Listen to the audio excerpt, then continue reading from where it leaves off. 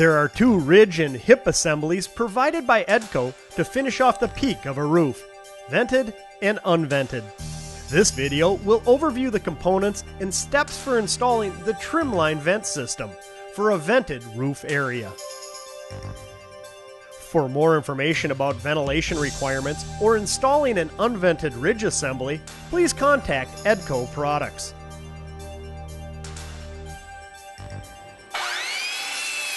The first step for completing a ridge vent system is to cut a 2-inch wide opening through the roof decking. Vent openings should be no closer than 6 feet from the end walls, and local building code should be checked for exact requirements for ventilation. Another key step that should be completed prior to the ridge assembly being installed is the shingles from both sides of the peak should be run as close as possible to the ridge cut. This may require cutting the width of the final course of panels to get close to the peak, but it will help with water tightness.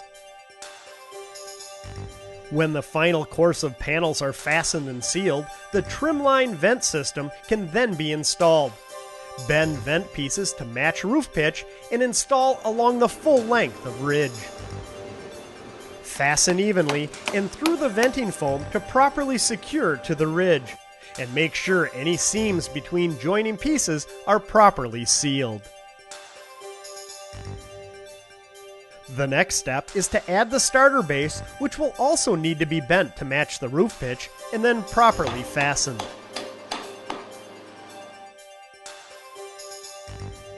Both the first and last pieces installed of the starter base will need to be measured, cut, and field formed to roll over the gable edge.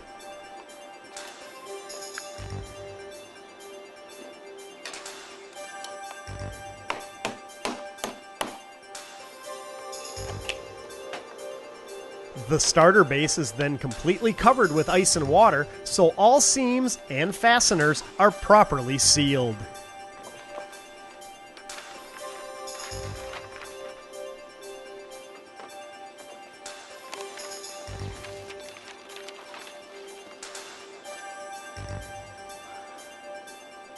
The ridge is now ready for the cap installation.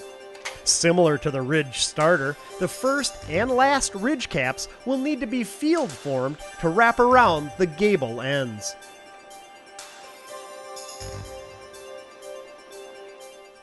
This will require some field measuring, cutting with a snips, and the use of a handbrake to bend the end of the cap.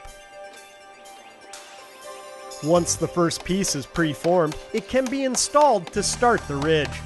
Each cap piece is attached using shingle clips properly fastened to the roof deck with galvanized screws.